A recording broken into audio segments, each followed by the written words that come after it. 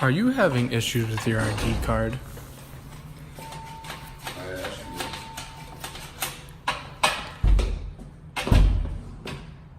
Having trouble finding your ID card? Go. Getting bullied at school for having an ID card?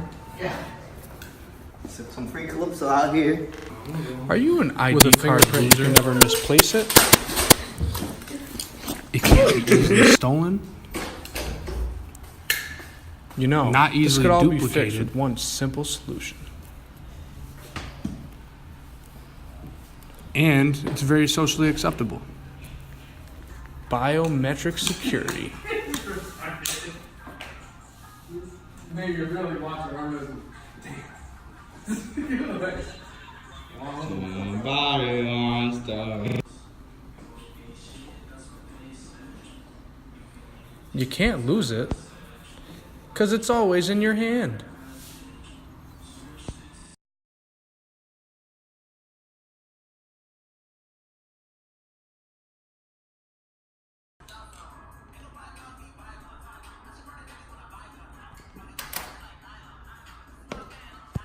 Two, one.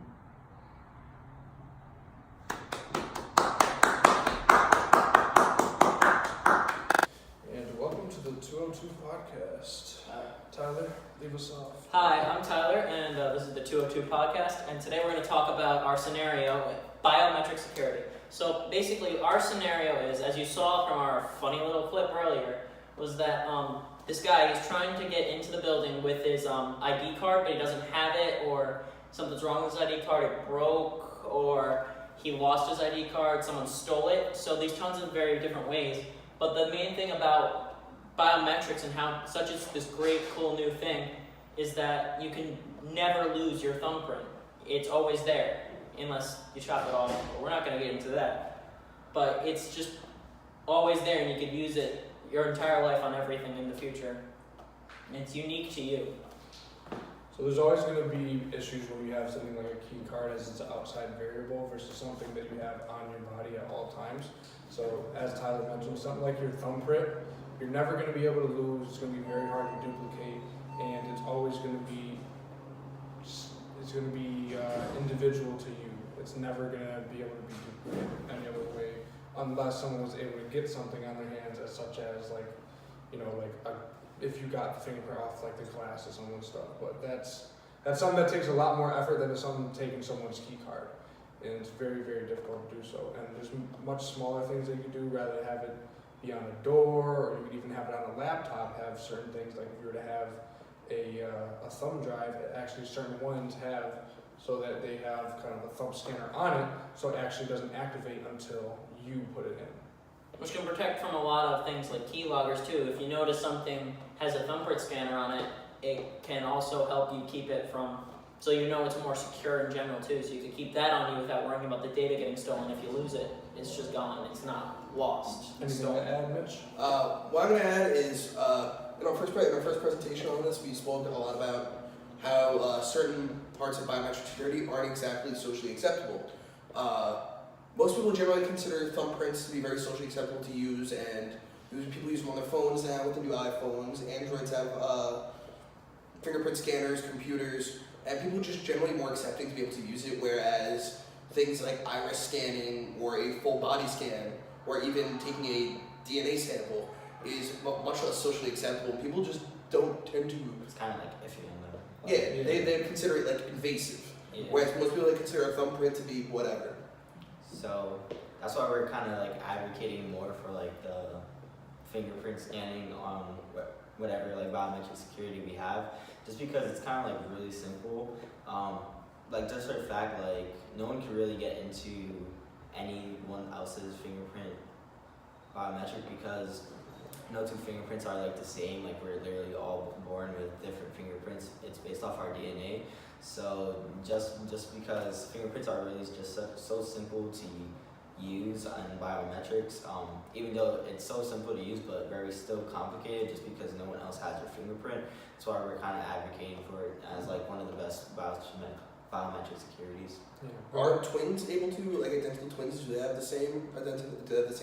No, even like twins would have different about like fingerprints just because of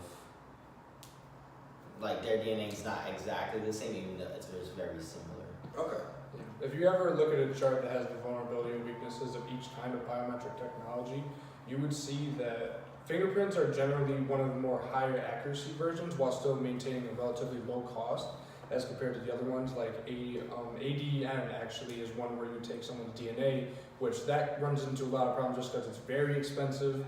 It's not very socially acceptable, although it is the most accurate. But fingerprint scanning is like that kind of middle ground where it is still very accurate, but it's not super crazy technology to the point where it's going to cost a bunch for your business. And it's very easy to implement into everyday stuff.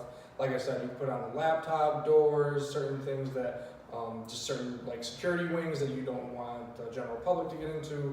It's very easy to integrate into a business. Like that app that we're talking about in our presentation as well. Yeah, you'll see more about the app later and about how it's widely used now, and it can keep people from getting into your computer. In the meantime, I'm going to go in on how fingerprints are stored and compared. So when you have your fingerprint scanned, it's pretty much almost like a photocopy. It shoots light at your finger, and when it reflects back, it creates a digital image. So what your phone so what any software would look for is something called minutia, which is where the lines in your fingerprints terminate was split in two. So the software will map out where those are in your fingers and pretty much draw lines between them to measure angles and distance between each of these like minutia. And that's how it creates it and turns it and takes an algorithm and turns it into an individual code for your own fingerprint. So every time you scan in, it's looking for those minutia where your fraction, the ridges in your finger terminate or split in two to generate an individual code. So if your code doesn't match the set fingerprint code, it won't let you in. Yeah, so just to go over how our situation would work. So if we had a manager at ABC Incorporated leaving his key card at home, constantly breaking key card, even key cards have a tendency to, over time, when you constantly swipe in, the part that actually allows you to swipe in starts to deteriorate. Magnet. Yeah, and then you completely take all the variables that you have out when you move something into like fingerprint scanning. That's never going to be changed. It's all going to be stored right there. You can't lose it. Can't be stolen. It's really one of the things that is going to save you. One, it's going to save you a lot of hassle, and two, it's going to be a lot more secure than someone being able to find your security card and use it. Like basically losing your ID card would be like very easy to do. Like I'm sure everyone has probably lost their ID card multiple times, but like you're not gonna lose your fingerprint unless like in a very rare situation you get like a third-degree burn or something. So it's also a rare advocate for it as well. Also, it's very difficult to be able to steal someone's fingerprint, whether it be off of a glass or fabric, or even if you were, let's say, assaulted and someone actually took your finger. In a lot of cases, the fingerprint won't work after it's been taken off of you. They actually proved that in the Mythbusters episode. Oh, I didn't. So it's not like where someone can take your ID card and go rampage on Calypso, getting free meals with your ID card before you really notice. But instead, if someone took your thumb, they wouldn't be able to wreak havoc with it by going from lock to lock to lock. Yeah. And as stated before, it's a relatively cheap method compared to the alternatives while still remaining that high accuracy that businesses would generally want. It's a really smart business decision just because you're going to save money while having a much higher security threshold. You can also get dongles for your laptop that plug right into USB, and it'll actually scan your thumbprint if your laptop doesn't already have a thumbprint scanner already built in. They cost as cheap as like $15 on Amazon. That's good for people who even like forget the passwords for their computer, let alone not even have an ID card. They could just. My grandma all the time forgets her password. If she had a thumbprint scanner, she'd never need anything again. There's also an app that we're going to be using in our presentation. It's a free app that puts like a fingerprint on any app they're using as well. So even that's like free, and as long as your iPhone or Android has that fingerprint scanner, it's very simple and easy to use, which is really nice. It'll help you protect those photos you want other people to see. You can use to, let's say you want to give your phone to if like a business phone, you want to give it out to the employees, but you don't want them tinkering with the settings or any of the security features on it. You can lock out settings that only an administrator would have access to. Keep that 20 comments. Banking, yeah. It's also compatible for Mac and PC, so you can put it on a computer to lock out applications, the internet, anything like that.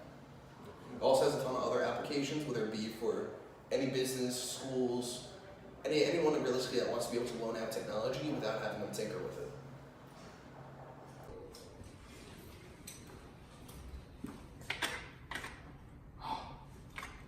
Key card isn't working. If only I had a thumbprint scanner. Oh wow. It looks like my front door's open. Thanks, biometrics. Yay! That's literally all we need. Get rid of that key card. I'm still recording.